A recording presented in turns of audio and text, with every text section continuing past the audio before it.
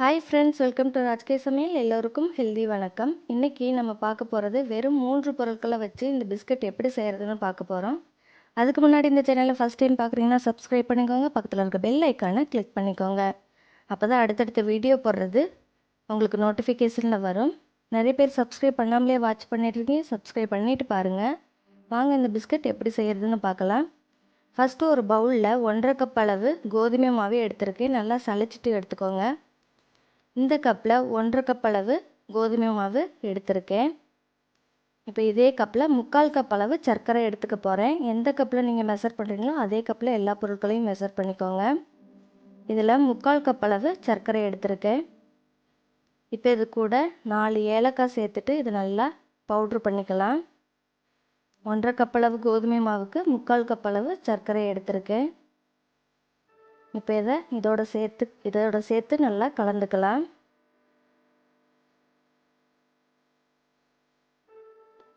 1/4 teaspoon அளவு உப்பு சேர்த்துக்கிறேன். அப்போ தான் இனிப்பு எடுத்து கொடுக்கும். இதே கப்பில் 1/4 கப் அளவு நெய் எடுத்திருக்கேன். 4 டேபிள் ஸ்பூன் அளவு இருக்கும். இதை கொஞ்சம் கொஞ்சமாக சேர்த்து நல்லா கலந்து விட்டுக்கலாம். நல்லா கட்டிகள் இல்லாமல் ஒரு வாட்டி இதோட நல்லா சேர்த்து நல்லா கலந்து விட்டுக்கோங்க.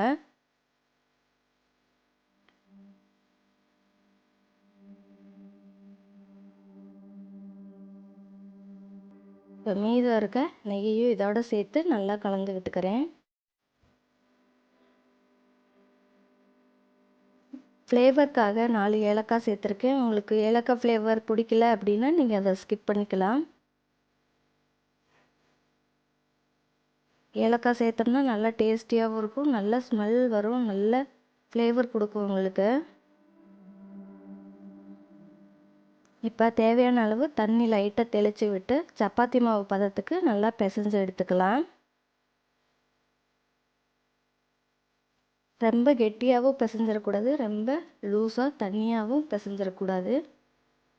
கரெக்டான பதத்துக்கு நம்ம லைட்டாக தண்ணி தெளித்து இது மாதிரி நல்லா பிசைஞ்சிக்கலாம். லைட்டாக தண்ணி தெளித்து நம்ம பிசையும் போது சர்க்கரையெல்லாம் நல்லா மெல்ட் ஆகி இந்த மாதிரி நல்லா சாஃப்டாக கிடைக்கும். இப்போ இந்த பதத்துக்கு இருந்தாலே போதும்.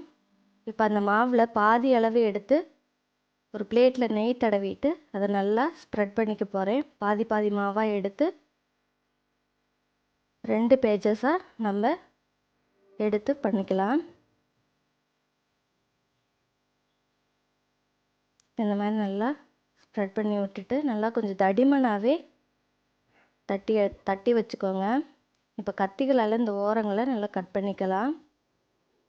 உங்களுக்கு எந்த ஷேப் பிடிக்குதோ அந்த ஷேப்பில் நீங்கள் கட் பண்ணிக்கலாம். இல்லை ஒரு மூடி இருந்தாலும் அதை ரவுண்ட் ஷேப்புக்கு நீங்கள் கட் பண்ணி எடுத்துக்கலாம். நான் இப்போது ஸ்கொயர் ஷேப்புக்கு நல்லா கட் பண்ணி எடுத்துக்க போகிறேன். அந்த ஓரங்களெல்லாம் எடுத்துட்டு அந்த மாவோட சேர்த்து வச்சுருங்க. அதையும் யூஸ் பண்ணிக்கலாம். இந்த மாதிரி நல்லா கட் பண்ணிவிட்டு ஒவ்வொரு பீஸை எடுத்து இப்படி கையில் நல்லா தட்டி விட்டுட்டு இந்த ஓரங்கள்லாம் நல்லா வெடிப்பு இல்லாமல் நல்லா தட்டி விட்டுக்கோங்க. இப்போ டிசைனுக்காக கத்தி வச்சு லைட்டாக இந்த மாதிரி ப்ரெஸ் பண்ணி விட்டிங்கன்னா நல்லா போடு போடாக நல்லா டிசைன் கிடைக்கும் உங்களுக்கு. அதனால் இந்த மாதிரி டிசைனாக போட்டு எல்லா பீசஸையும் ஒரு பிளேட்டுக்கு மாற்றி வச்சாச்சு. இப்போ ஒரு பேனில் இந்த மாதிரி மூடி போட்டு, உங்களுக்கு ஸ்டாண்டு இருந்தால் கூட நீங்கள் ஸ்டாண்டு வச்சுக்கலாம், இல்லைன்னா இந்த மாதிரி ஒரு மூடி போட்டு நல்லா சூடு பண்ணதுக்கு பிறகு இந்த ஒரு நெய்யை இந்த தட்டில் நல்லா தடவி விட்டு அந்த பிஸ்கட்டுகளை வச்சு ஒரு 20 நிமிஷம் லோ ஃப்ளேம்லேயே வச்சு பேக் பண்ணி எடுத்தாச்சு. இப்போ அது ரெடி ஆயிடுச்சு. இந்த பிஸ்கட் உங்களுக்கு பிடிச்சிருந்ததுன்னா லைக் பண்ணுங்கள், ஷேர் பண்ணுங்கள், கமெண்ட் பண்ணுங்கள். இந்த சேனலை ஃபஸ்ட் டைம் பார்க்குறீங்கன்னா சப்ஸ்கிரைப் பண்ணிக்கோங்க, பக்கத்தில் இருக்க பெல் ஐக்கானை கிளிக் பண்ணிக்கோங்க. அப்போ தான் அடுத்தடுத்த வீடியோ போடுறது உங்களுக்கு நோட்டிஃபிகேஷனில் வரும். நிறைய பேர் சப்ஸ்கிரைப் பண்ணாமலே வாட்ச் பண்ணிட்டுருக்கீங்க, சப்ஸ்கிரைப் பண்ணிவிட்டு பாருங்கள். தேங்க்ஸ் ஃபார் வாட்சிங்.